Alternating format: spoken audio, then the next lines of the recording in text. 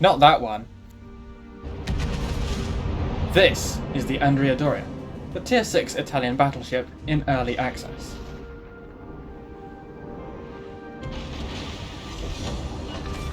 Andrea Doria is the lead ship of her class, completed in 1916 and, in 1937, modernised to her in-game state. Despite her visual similarities to the Tier 5 ships Conte di Cavour and Giulio Cesare, this ship was built as a new class to overcome shortcomings found in the previous design.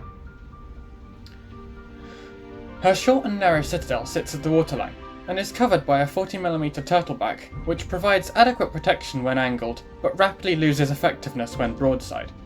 Overall, the armour scheme is tough bow in, but more vulnerable from the stern, and kiting away under heavy fire is not recommended. She is available in the armoury for 5,200 Italian tokens, which can be earned for free or bought through random bundles, and will be researchable in the tech tree starting sometime from the 18th of March. Early access ships come unlocked fully researched, so I am testing here with the most powerful hull and fire control configuration. I have selected the module's main battery, damage control, aiming systems and steering gears, as this build gives an accurate, reliable ship with a good rate of turn. My 7-point commander provides the basis for a survivability build to give a perspective of average combat performance. Welcome to the main event. With 45,000 hit points, she has one of the lowest health pools in Tier 6, lesser even than the Cesares with 45,500. Her turrets turn and reload at the same speed, and her engines produce the same amount of power, giving a shared maximum top speed of 27 knots. However, the most significant changes between the two ships are armour layout and range, with Andrea Doria capable of landing shells 0.7 km further out. In addition, her stock 18-second rudder shift time is 5 seconds worse, but can be improved to a brisk 13 seconds with the steering gear's modification. With a good rate of turn and fast turrets, in some situations this ship can almost feel like a heavy cruiser, capable of taking and dealing a lot more damage. Speaking of damage, this brings me to the main battery, and there is a lot to like here. With 10 320mm rifles boasting a base reload time of 30 seconds, she can hit hard and often. Unlike both Dante Alighieri and Conte di Cavour, I did not find myself as short of offensive capability. Something that inconvenienced me to a slightly greater degree were the rear turrets, indeed their rate of turn.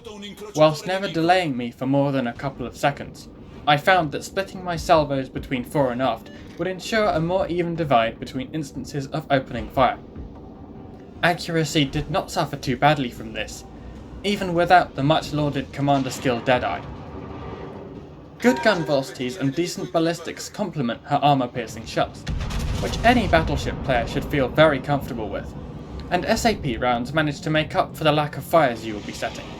Cruisers in these lower tier games are less likely to realise exactly what is coming for them until your shells land, at which point they will either find themselves back in port, or without a scratch, given SAP's propensity to shatter upon touching anything thicker than an eggshell.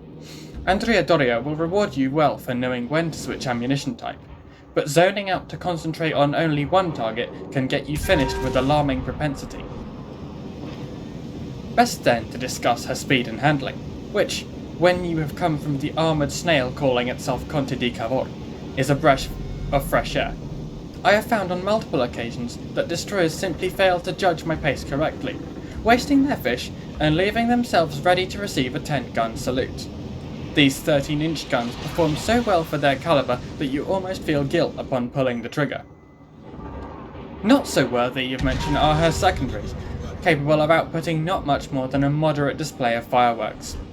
The story gets slightly better when her anti-aircraft armament comes into play, but again, her range is severely limited and you are more likely to surprise the enemy carrier with your rudder than your flak. Don't mistake this for poor performance, but it will never distance itself from the rest of the pack. Overall, I found myself enjoying my time with the Andrea Doria. Reasonably nimble, but not vulnerable, she pairs the tried and tested toolkit of reliable guns and good armour with the gimmick of SAP and the classically beautiful design aesthetic of the Regia Marina. If you have the time, I recommend skipping the Tier 5 entirely and focusing your attentions here, somewhere on this fine line between Dreadnought and Battlecruiser. With luck, you will not be disappointed.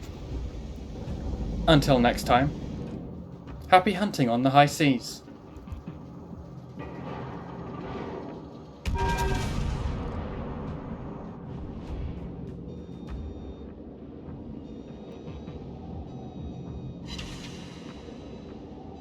Mi serve supporto!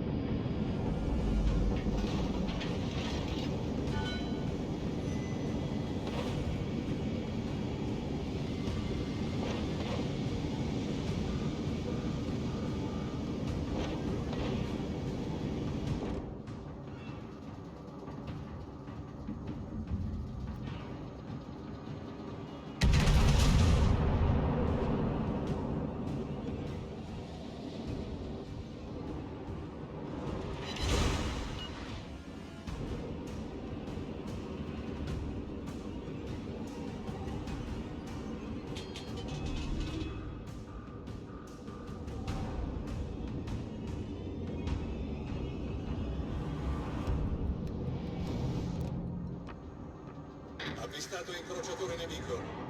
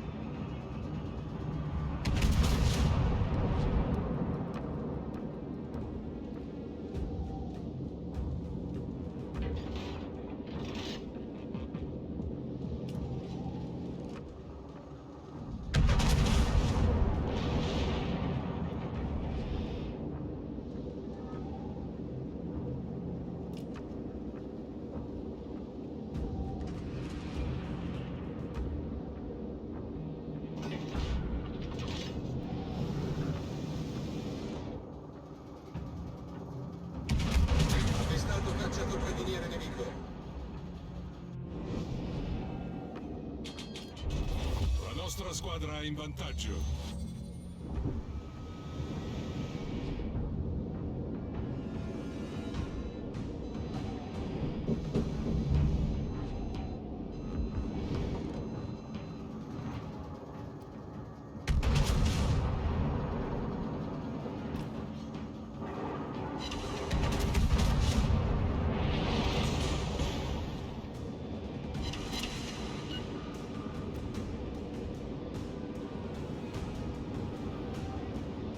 A tutte le unità segnalo la posizione di un bersaglio strategico.